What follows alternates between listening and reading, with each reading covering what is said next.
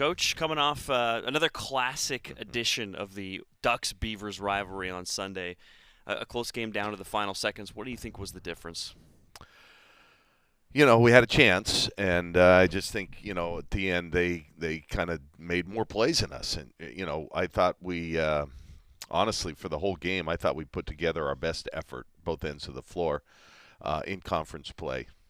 And in the end, we just didn't have, enough bullets in the gun, so to speak. And I thought we executed well. I thought we got the shots most of the night that we wanted to get. And, late in the game, they just, they got free on a couple pretty nice looks, and then we didn't. So, um, it's too bad. It was a wasted effort in terms of, an opportunity to win that went away. But I'm really proud of the team. I thought we worked really hard. I thought we played hard.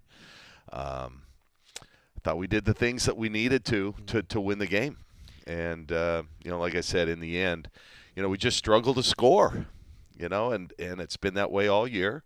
I thought Chance, Grace, Philly had a great game, another great game from those three. But we've just got to continue or try to get somebody else. We need that fourth scorer, and we just haven't been able to find it consistently. And you had that sequence in the second quarter. You were down 28-15. It felt like, oh, no, maybe it's slipping away. But then you get the 5 points in a row, and then Philly Che dives on the floor, rips it out of the hands of Kelsey Reese for Oregon State. Gray hits that 6-step-back three off the dribble, and that really got the crowd going. How important do you think that was that 8-0 run to get you back in it? Well, it was obviously really important. I agree with you. Things weren't going all that well. Again, struggling to score, struggling to keep up with them. And, we made that nice run. And then from then it was pretty, contested game the rest of the way. And, just it goes to show you those are kind of winning plays. Diving on the floor for a loose ball, those are winning plays. And, we don't always get those. And I thought it was, again, it was a great crowd. It was a well-played game by both teams. It was just, and it, came down right to the end. And, one of these days we got to get one of these, We're playing, I think, well enough. But, the schedule just, I mean, it's night in and night out. And for a team that just doesn't have a big margin for error, we've got to be on point pretty much every game for the whole game to have a chance. But you move on, and we still play four games. The next 4 games are against teams in the top 15 or top 16, whatever they are. But it just never ends. Yeah, it's brutal. And you got Utah and Colorado next to her. Obviously, Colorado in the top 10, Utah top 20. You've played them already once before, of course, and competed really well. How can you get over the hump this time around? Well, against Colorado, we just can't spot them 20. After that initial start, we played relatively well. It was kind of funny. They're two different teams. We practiced all week. For Utah, that was the first game, so that's where your main focus goes. And we wanted to stay out on the perimeter, defensively. Like when the ball would go inside the Peely, we stayed at home on all the perimeter players. Well, then Colorado comes in, and you have to defend them completely different. The ball goes in, they're sending cutters. They're always cutting, and they're trying to penetrate. Whereas Utah is looking to just move the ball and catch and shoot threes. So two different styles, and we weren't quite ready for it against Colorado. I mean, we were prepared for it, but, wouldn't tell you actually get out there and see them do it. And then we adjusted and gave ourselves a chance. I think we got back into that game, and we were only down a couple of possessions, I think. Same with Utah. So, it's obviously going to be a little more difficult on the road and at altitude. But, I truly believe that, wins are in our future. I truly do. Our team, if you watched us play yesterday, you would not think we are where we are in the standings. I thought we played really hard. We played well, took care of the ball. We're doing the right things. We're just it's not showing up in the W's and L's. Yeah, you only had 5 turnovers. You're the only team to out-rebound Oregon State the entire season. And obviously, I know you wanted the win, and everybody did, but there's so much to like coming from that game. And I wanted to ask you about Chance Gray. We're going to talk to her later on great. Tuesday.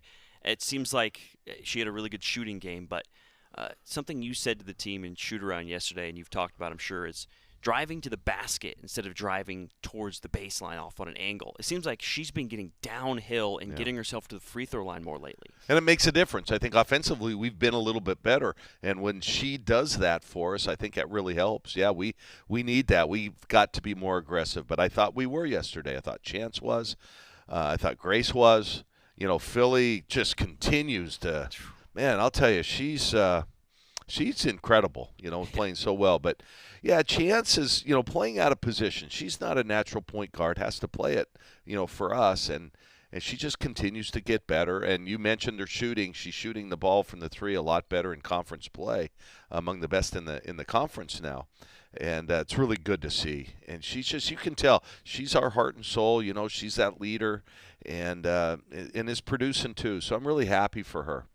Yeah, she's shooting 48% from three the last 11 games, which is impressive when you consider a lot of it she does it off the dribble. But with Philly, she goes against Reagan Beers this game, as she's gone against Aaronette Vonleh for Colorado, and Alyssa Peely she was matched up on a lot. It's just every game she's going against the best centers the nation has to offer, and she had another big game Sunday with 16 points and 18 boards. Yeah, you mentioned a lot of really good centers, and then she's more than holding her own. I thought she outplayed Beers yesterday. Yep. And, Beers got a nice start, but then, and the difference is we're playing people in that zone one-on-one. I mean, she's defending one-on-one inside. When she's on offense or we're on offense, she's getting double-teamed and sometimes triple-teamed, and she's typically making the right plays out of the double team, the right reads. And I'm just really proud of her. I mean, she has grown immensely as a player, and a lot of it's just due to really, really hard work, and an openness to being coached. We don't get her on Mondays. She's started her student teaching. Yeah, how about that? Yeah, she's loving it so far. That's really cool. Ms. Philly. There you call go. her Ms. Philly. I love that. Yeah. As if she wasn't busy enough as a student athlete, she's doing some teaching too. That's a testament to. But that's what they're here for, right? Right.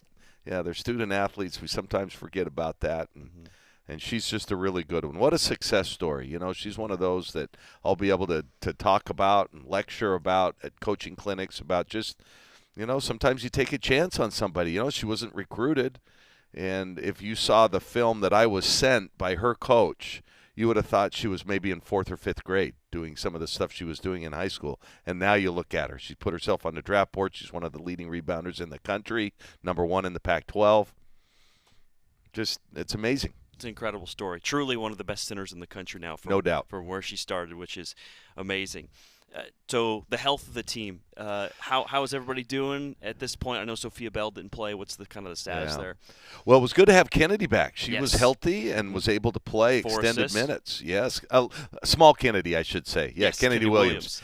And I thought she was a difference maker yesterday. I thought we were, when she's at the point, we allow a chance to run off the ball a little bit. I think we become better. But her health, she's not able to practice full time, and it's just been difficult. Sophia is still out. She's going to get a second opinion today on her foot, her ankle. It's not looking good, to be honest with you. So we'll see where we're at with that. We really miss her. She was that fourth scorer, on occasion, and we just don't have that. She can stretch the defense. We just don't have that. And unless you've got kids that can really stretch the defense, guess what? They're going to continue to protect the basket and double team Philly. But I think everybody else is relatively healthy right now, so we're in a good spot. Good. Well, we're looking forward to the trip to the mountain schools, taking on Colorado and then Utah, and just go there and swing away. Go there and swing away, baby. Yeah, it's like Coors Field over there. Just swing away. There you go. That ball flies a lot further up there. Hey, I'll tell you, the altitude is real, you guys. It's real. And I've been playing there for years, and you got to treat them a little differently. Those rests got to come a little bit, a little bit more often. Hopefully we can handle it. Thanks for your time. Yeah. Good luck. All right, guys.